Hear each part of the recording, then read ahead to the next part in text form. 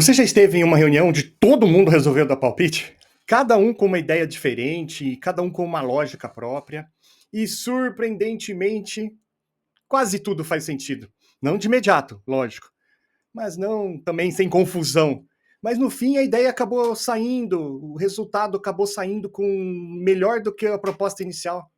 E às vezes parece só uma grande bagunça, mas quando existe um método, um propósito por trás, vira uma verdadeira revolução criativa.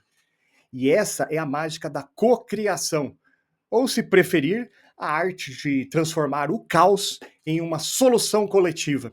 Porque ideias realmente inovadoras raramente nascem no silêncio hoje em dia. Elas hoje nascem muito mais do atrito criativo, do ruído, do confronto respeitoso de visões diferentes, da conversa entre pessoas que realmente se importam e querem solucionar aquela dor. Gente que se importa em ser escutada e ouvir. Gente que realmente está ali com um propósito bem definido e com um objetivo em comum. A cocriação não é só uma reuniãozinha democrática em que todo mundo fala alguma coisa só para falar que participou, tá? A cocriação é uma construção coletiva com foco, com intencionalidade, com uma escuta de verdade, onde se é permitido que o inesperado aconteça sem perder de vista aquilo que realmente importa. Então, cocriação parece, mas não é bagunça. Tá, é uma bagunça, mas uma bagunça com propósito, tá bom? É muita gente pensando junto, mas cada um com seu próprio repertório, com as suas próprias vivências, com seus próprios porquês, com suas próprias dores, paixões, loucuras. E é justamente nessa mistura improvável que surgem respostas que ninguém teria sozinho. Durante muito tempo, o modelo dominante da inovação era o modelo vertical, ou seja, o chefe pensava, o diretor refinava e os técnicos executavam. Os usuários, eles aceitavam ou se adaptavam, não tinha outro jeito. Isso parecia e até era eficaz antes, certo? Era racional. E era mesmo, tá? Mas não se focava no essencial que eram as pessoas, porque o mundo mudou e está mudando cada vez mais rápido.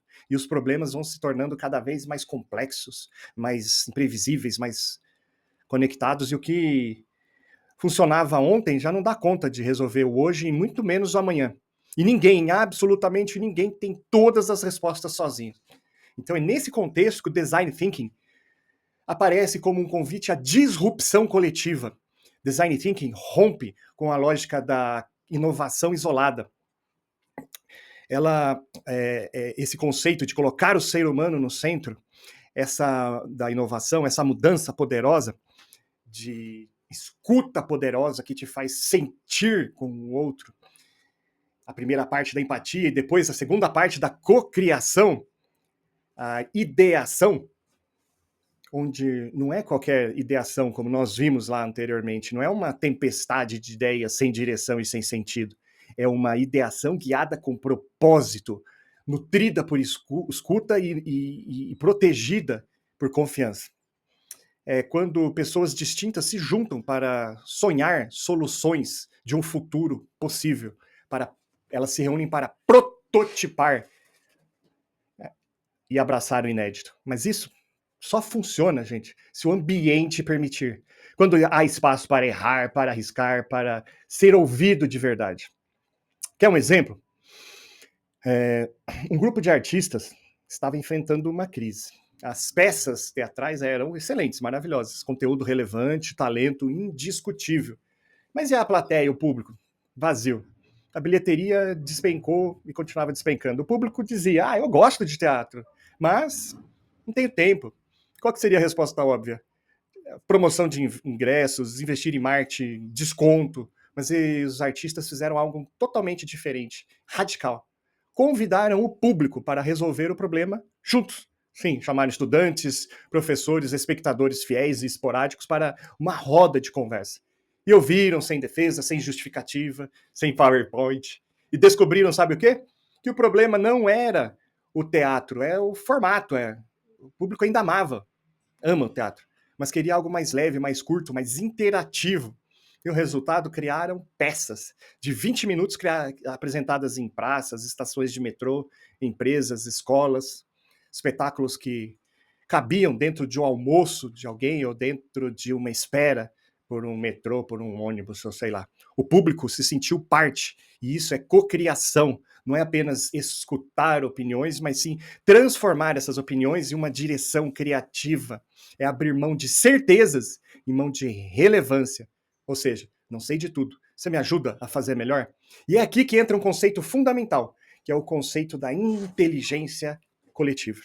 Quando nós criamos, nós não estamos apenas reunindo pessoas, nós estamos combinando cérebros, somando perspectivas e multiplicando possibilidades. Olha que maluco, que louco isso.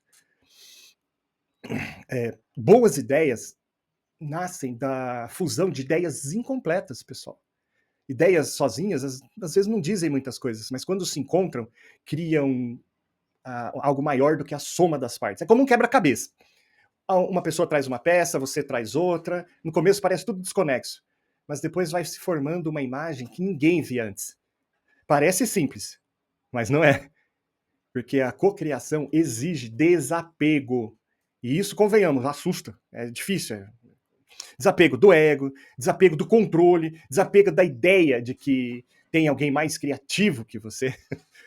Tem gente que prefere ter razão do que ver o negócio se realizar. Fica esperando só a pausa do outro para interromper e para falar as suas ideias, porque tem medo do ridículo, tem medo de ser exposto e ser julgado. É complicado, é complicado. Por isso que um ambiente seguro é essencial. A segurança psicológica não é frescura, é condição básica para a criatividade acontecer. Ambientes que não se tem essa confiança matam a inovação no berço.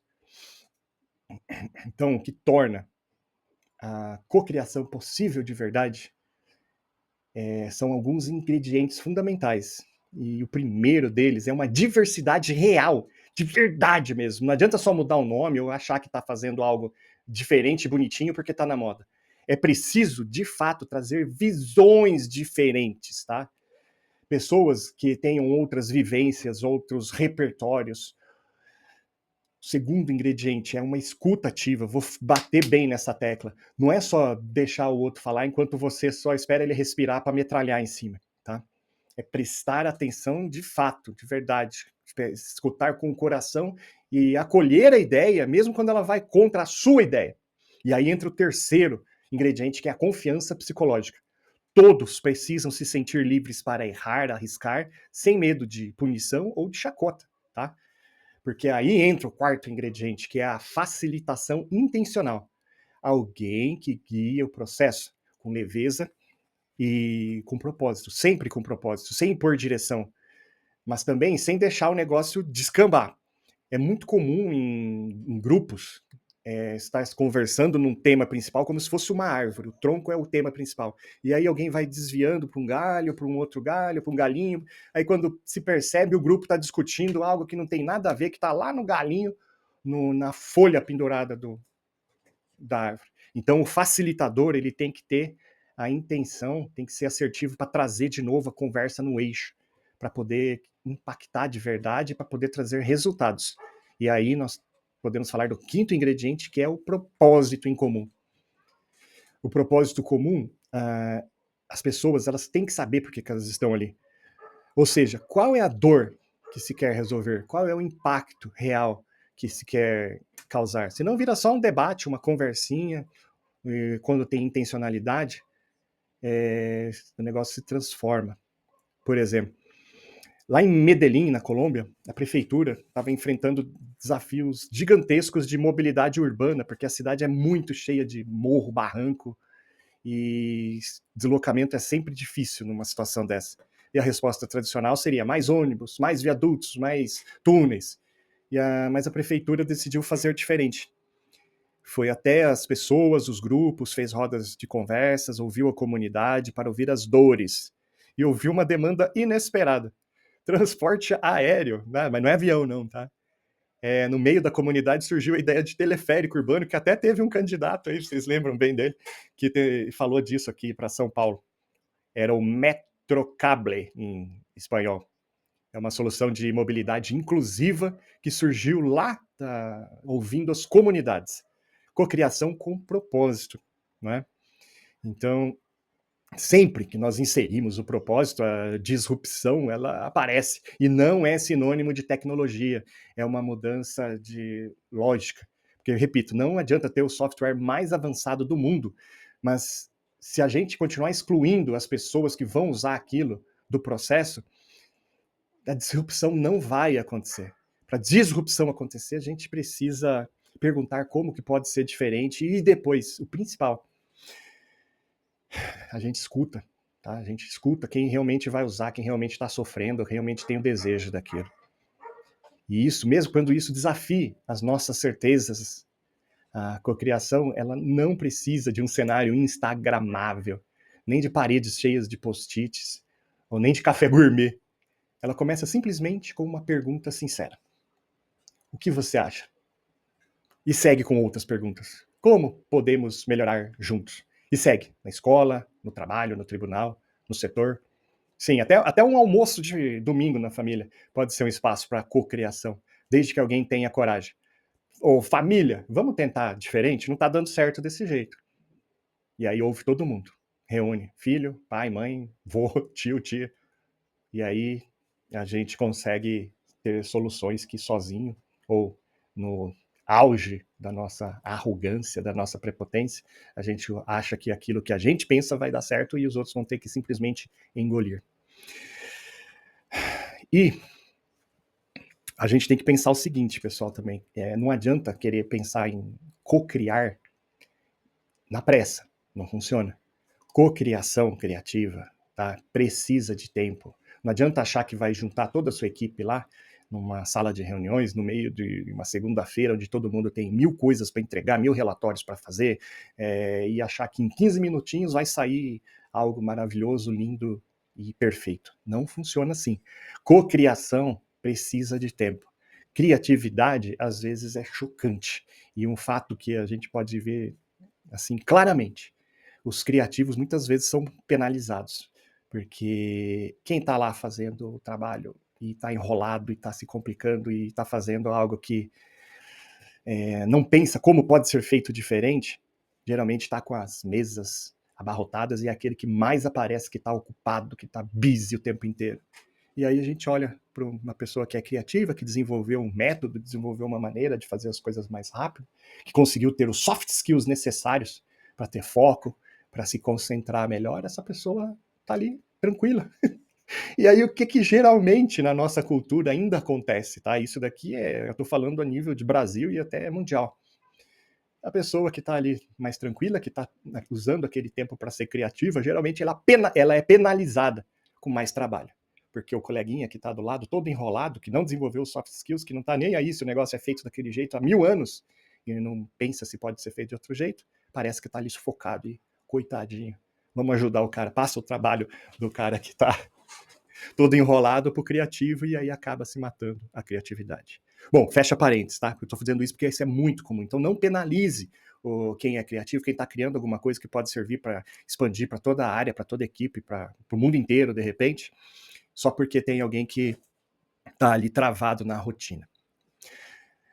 Pessoas precisam se escutar sem cronômetro, tá? Repito, a mente criativa precisa de espaço. E aí que entra mais uma vez o ócio criativo. Vou falar dele de novo. O ócio não é preguiça, é espaço fértil, é pausa produtiva, é tempo em que o cérebro se conecta com outras pessoas, com outras ideias, com outras dimensões, sei lá. É o espaço para caminhada, é o tempo no café, é a conversa desprenciosa, é a criação tranquila. Porque a criação sem pausa vira cansaço. A criação com pausa vira potência, e potência que se apoia na verdade, no chão, no solo, na realidade, e não em ficção e achismo de influenciadores superficiais de TikTok e YouTube. Nossa! E aqui vai o ponto final. Ou o ponto de partida, se você quiser. A cocriação não é um modismo bonitinho, mas é uma estratégia de transformação real, que é romper com a lógica vertical e promover o invisível, o improvável e abraçar a realidade junto com a possibilidade e o desejo de realmente mudar. Ninguém hoje faz mais nada sozinho. Quando todo mundo opina, sim, vai parecer uma bagunça, mas pode funcionar. Mas tem que ter escuta, repito, tem que ter escuta, tem que ter propósito, tem que ter confiança.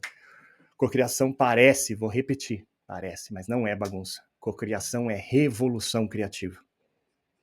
Desperte a sua criatividade e transforme o seu mundo.